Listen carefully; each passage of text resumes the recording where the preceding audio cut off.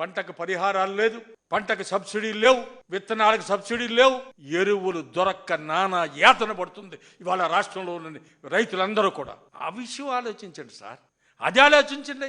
అట్లాగే పిల్లలు రీఎంబర్స్మెంట్ లేక అందరూ రోడ్డు పడి నానా రకాలుగా బాధపడుతున్నారు పిల్లలు. వాళ్ళ తల్లిదండ్రులు పుస్తలు అమ్ముకొని పిల్లలకి ఏదో ఆ కాస్త కూస్తో కట్టి ఫీజులు కట్టి చదివిస్తున్నారు. వాళ్ళని ఆదుకోండి సార్. మీరు ఏ విధంగా సాయం చేస్తామనుకున్నారో అవన్నీ చేయండి. మా జగన్మోహన్ రెడ్డి గారేమో మొత్తం 5 ఏళ్లలో 3,27,000 కోట్లు ఏదో అప్పు అయితే మాకు మీరు 20 నెలలు ఎంత చేశారు సార్? 3,21,000 కోట్లు ఏదో చేశారు. ఒకసారి చూడండి సార్.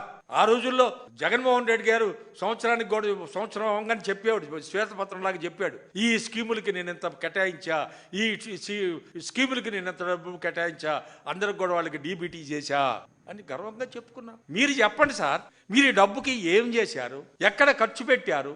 ఒక శ్వేతపత్రాన్ని విడుదల చేయండి. కానీ చేతులెత్తి నమస్కరిస్తున్న పెద్దవాళ్ళు ఈ బురద జల్లే కార్యక్రమాన్ని తగ్గించండి. మీరు చేస్తాయన్న చేయండి.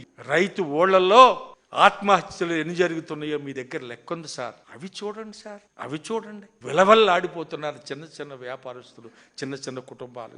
కూటికి గడవడం కూడా కష్టంగా ఉన్న ఎన్నో చిన్న పేద కుటుంబాలు అలమటిస్తున్నాయి ఇవాళ. వాళ్ళ గురించి ఆలోచించండి సార్. లూలు కంపెనీకి ఇచ్చిన ఎంత ల్యాండ్ అండి ఇవాళ బెజవాడ బస్ స్టాండ్, ఎంత బ్రహ్మాండమైన ల్యాండ్ అండి. అంత వాల్యుబుల్ ల్యాండ్ని 99 పైసలకి ఇస్తారా? ఏమి సార్ మీరు మీకున్నాయన్నారే, 1,00,000 కోట్లు ఉన్నాయని చెప్పారు, ఓపెన్గా చెప్పారు ఏదో మీటింగ్లో. వాటిల్లో ఇవ్వండి సార్, కొద్దిగా వాటిల్లో ఇచ్చి డెవలప్ చేయండి సార్. అంతేగాని ప్రజల సొమ్ము ఏంటి సార్? ఒకవేళ నిజంగానే ఇవ్వాలి అక్కడ ఇండి, అమరావతిలో ఇండి.